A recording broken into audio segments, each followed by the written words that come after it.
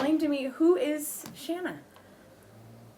Well, she's always been a kind of a smart aleck. She's very punny and very witty, and she's always been like that and really smart. Yes, very smart. And she's always been helpful. She's, of all my kids, she's the one that's always wanted to step in and always help, you know. And to this day, she's always asking me, how can I help? And so it's, she's just a sweetheart.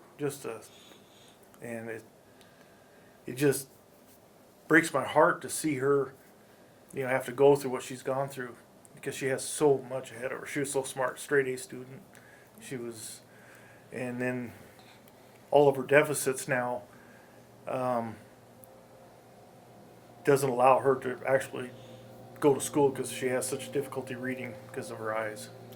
You mentioned she's very helpful, always asking to help. Is that something learned, or has she always been that way? She's always been that way, yeah. Just likes to volunteer. Shanna, tell me about yourself. I also like to help in the kitchen, but I love to help cook. But I'm learning to, like, how other people are. I don't know what you mean. Just tell me about who you are and what things you like. So Okay. you like cooking in the kitchen. Do you have a favorite dish? Something easy. Yeah. I think I can agree with that. I don't do a whole lot of cooking in the kitchen anymore because our kitchen is narrow. But I like to watch a lot of cooking shows and things, recipes and stuff. But I used to take violin and right after high school, but then my teacher left, so I focused on piano because I was starting piano. Awesome, and musically talented. And I'm pretty good at piano. Very nice. It's good therapy. Yes, yeah. My sister, she was the talented one. She did the piano and the violin just like you, and gosh, that's not easy, so props to you for... I'm trying to get both sides of my brain to work right, but it's not helping. Yeah. So kind of tell me about what brought you to Seattle Children's Hospital.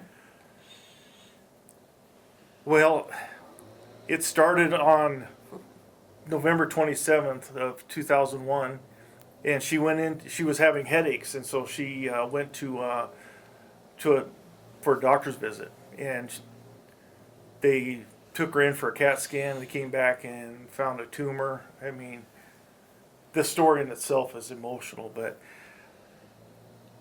so they referred us to, once they made the determination in Yakima, they referred us to Children's Hospital and sent us there because it's supposed to be the best facility in the region. And we had a whole lot of trust and faith and hope in Children's Hospital. And so you're diagnosed with a brain tumor, right? Well, how much time did you spend at Children's Hospital? What happened there? We ended up being there 9 months. Initially, after the brain tumor, she went into PT for a couple of weeks. She was doing really, really good. And then she started having excruciating pain in her lower back. And that's when a biopsy was done and they found the fungus. That kind of leads me to that Yes. question of when did you start to notice there was something else affecting her health, and that back pain was kind of that trigger. Yeah, and it was bad. They had her on some heavy duty drugs where she was seeing stuff, and you know it. Yeah. And that's the worst thing for a mom, to see your child in pain, because you can't do anything. Shanna, what was that like going through that?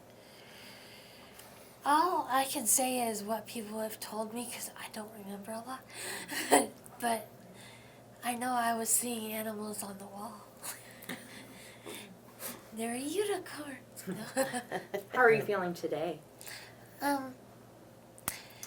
I still have back pain, which is not as bad, but it has its moments. I take medicine 3 times a day for that. Balance is always a problem wherever I am. And like transferring is I have to be very careful about that. And all this stuff. And walking, like I have to be careful. Like there's a curve there, there's a rock there, there's a lip there. I have to lift up my walker and then lift it up. All that crap. So she was expected to recover pretty well from that surgery, right? And then this complication came forward. Did you ever think it would get to this point? You went in for one thing and now there's a whole other side to it. No, No. not at all. We just, she was doing so well after surgery that we thought, oh, this is great. We're out of the woods, coming back. And so, I was all ready to bring her home, and then all of a sudden she just took a horrible turn down, and that's when we requested them to do a biopsy on her back, and it was down in the lower lumbar area, and when they did that, the doctor, after the biopsy came back and they knew what it was, he told me, he goes, this is as nasty as you're going to read on the internet. And he said her spinal cord was wrapped in a black, sticky, caulk-like material, and that it had been identified as this fungus.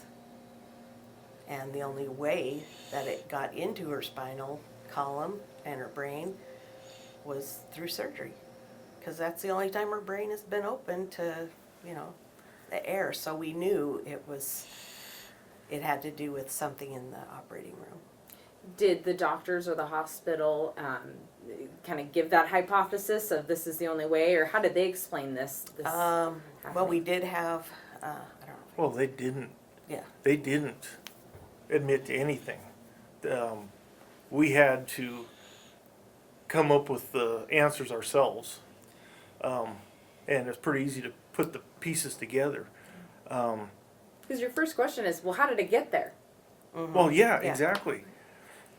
And I mean, there was a lot of questions at first, and when they found out the mold, and then the incision in the back of her neck where they access the fourth ventricle, they were looking at it one time, and I stuck my nose in there. I kind of forced my way in there to look, and there was this black stuff growing in the incision itself, the mold.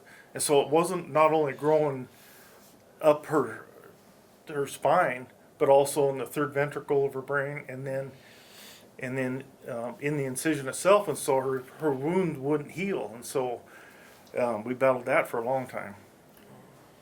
So, I guess we mentioned interviewing with Mr. Lehman here. Mentioned this turned into a battle for Shanna's life. Yes. Yes. We Like could not leave her alone.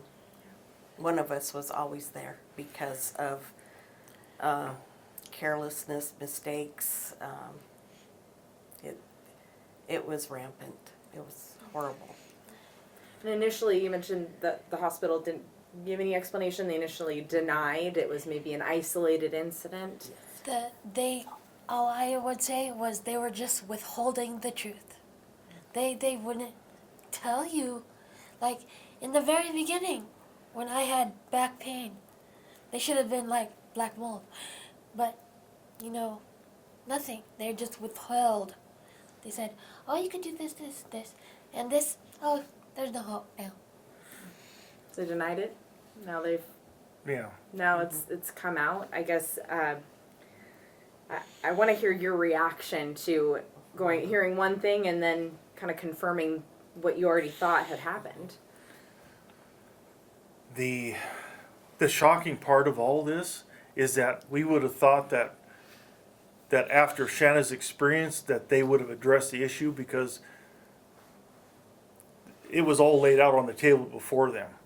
And they're either extremely arrogant or they think that they're above it all. And decided to roll the dice and take a chance and just maintain the status quo. And had I known that when we settled, I would have made one of the requirements in the settlement that they have to replace and bring their air handling system into compliance. Did you think you were the only family affected by No, No. this mold situation? no. No. Shortly after, it wasn't that long after Shanna's, is that a boy in Sela acquired an infection from, I think it was a transplant. I think he had a heart condition and he had surgery and he developed mold, but he came out fine. And well, and I had heard stories about even prior to that, there was,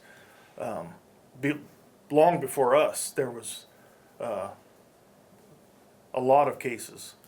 It's kind of made you suspicious. So knowing what you know now, what do you think looking back at what's happened? I'm just frustrated that they haven't fixed the problem.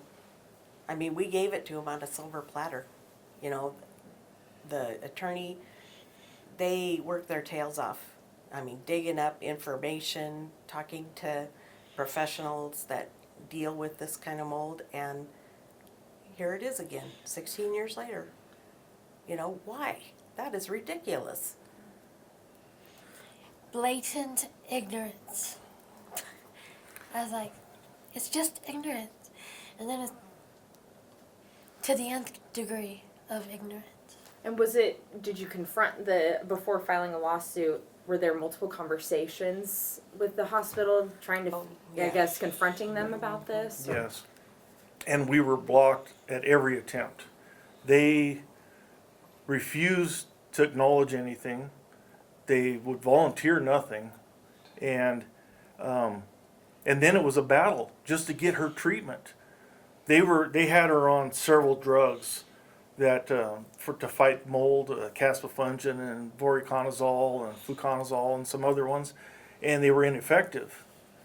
And I had to take the bull by the reins, and You were literally fighting for your daughter's yes. life.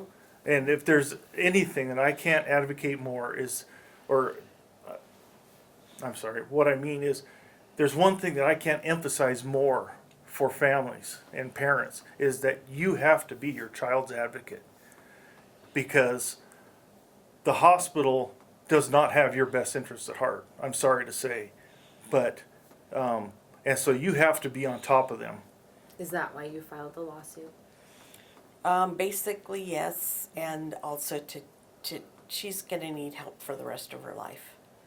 I mean, she has a lot of issues, stemming from the brain tumor and also the fungus. Jean was talking about the medicine that she was on. The very first time they tried a medicine on her, the infectious disease doctor told me, she goes, well, if this treatment doesn't work, you're just going to have to take her home and make plans. And I said, you don't know my daughter.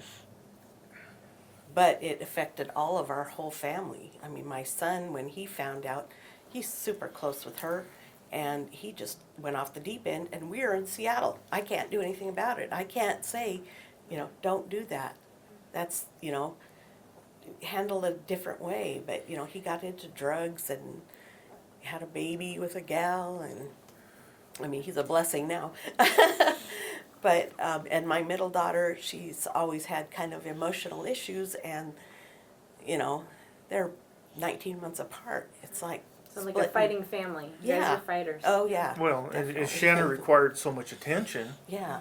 And so it drew away from Julie, and because during this whole ordeal, she stayed with my parents, and so we were separated and split for these 9 months, and we were just ships passing in the night because we were just, waving at each Shifting. other on I-90, going back and forth, because I can't emphasize enough how grateful I am to our employers. And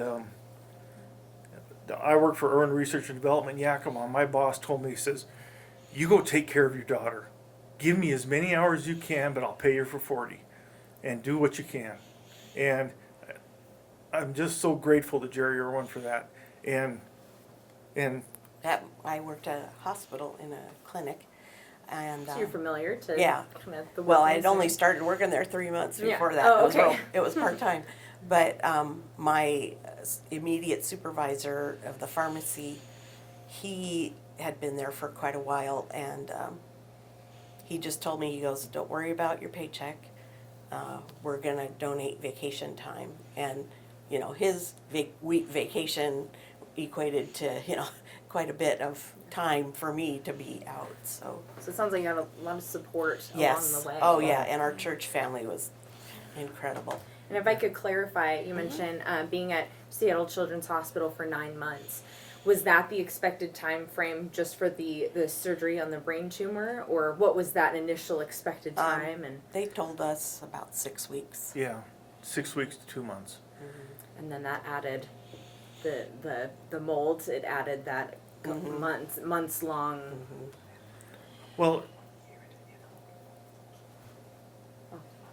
Feel free. yeah, Yeah.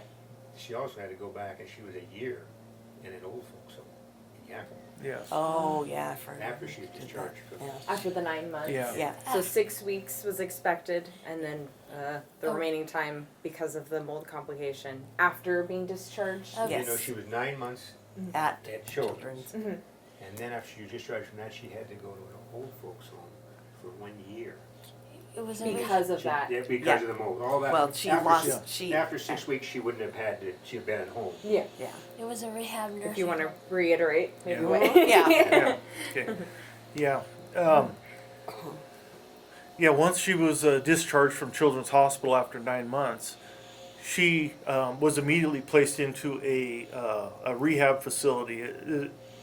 It's basically an old folks home, and You weren't planning on that. no. And she was going through rehab treatment for a whole entire year beyond that. And so all she could do was, we could bring her home for a few hours periodically, just so she could have some semblance of a family life. But, the toll on the family was just, there's still repercussions from it to this day. She needs, she has to be assisted 24 hours a day. She can't be left alone. Maybe for a couple hours if we got to run to the store or something, but she needs continual care. This has got to be frustrating for you, Shanna. Yeah. It's hard for me because I know I need all this help, and then I'm bugging other people by having to have them stay with me or somebody, and it makes me feel like a burden. And I know I shouldn't feel like a burden, but it's like I don't know how to feel. It's a labor of love, sweetheart. No, we love it. I am just Yeah. thankful that She we has still come have so you. far. I'm sorry, Yeah. I didn't mean to trounce on you. You are loved. You are very loved. Yeah. Well, moving forward here, so I understand you've reached a settlement. Does this help bring some kind of closure to this really scary time for you guys at all? We Will thought ever? it did. Yeah. We thought it did. But look where we're at now. The same stuff is still occurring at this hospital. They ignored the damages. And what impacts me is that tells me what little the administration of that hospital cares about the kids. They're just a number. They're just a factor in a book, and it doesn't matter. That's what breaks my heart.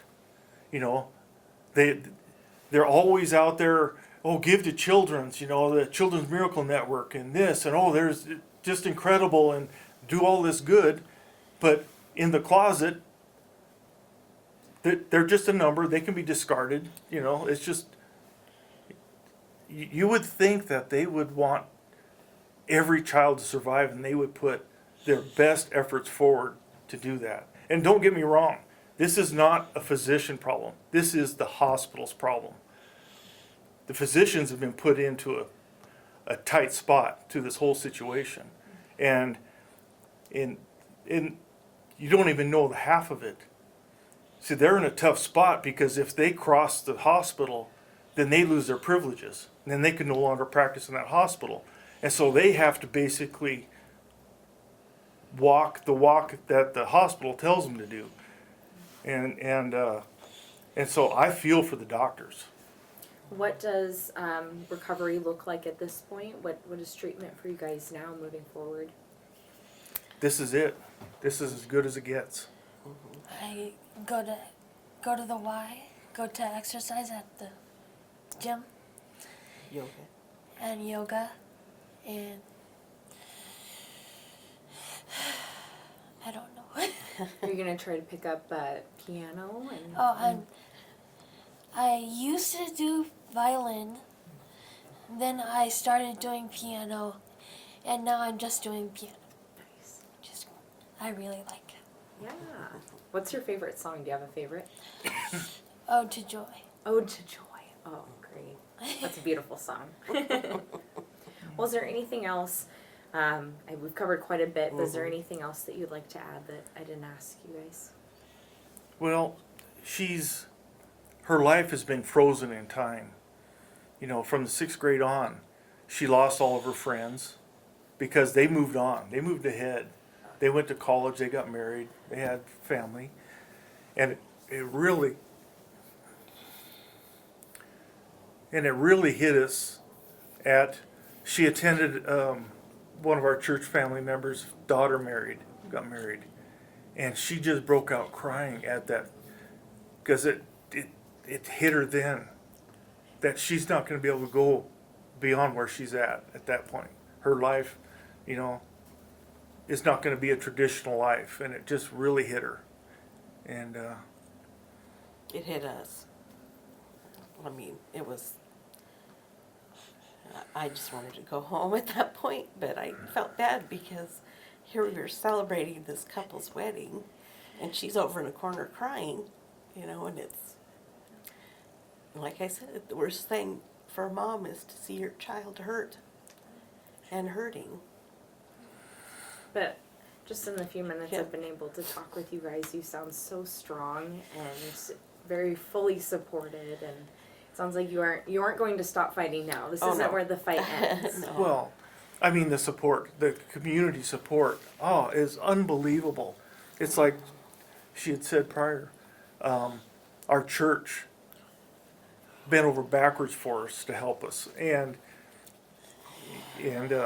they wanted to help us financially a little bit because you know the bills were stacking up and stuff like that, and you know, but we were making it, we were doing okay, and our pastor, he said, the church wants to donate money, you know, they want to have a special offering, you know, and I said, no, we're doing okay, and then finally after about 3 months, 4 months, the pastor says, we are going to have a fundraiser for you. And because people wanted to help, and that's how they felt good in helping.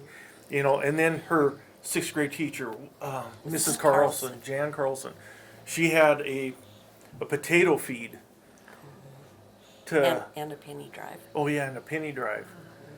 You know, something, you know, they were hoping to raise a couple $1,000s, you know, and they ended up raising what was it, 16,000 I think it's like 12.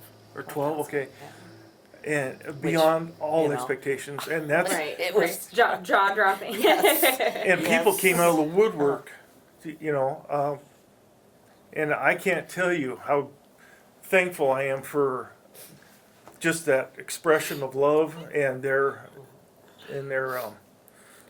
helpfulness. I mean, it was such an incredible, humbling feeling, and especially now that Thanksgiving's next week, you know, I just can't express the thankfulness that I have for our community, and that Shanna is still here, you know, through it all. That's great. Well, thank you so much for making the time to talk with me. And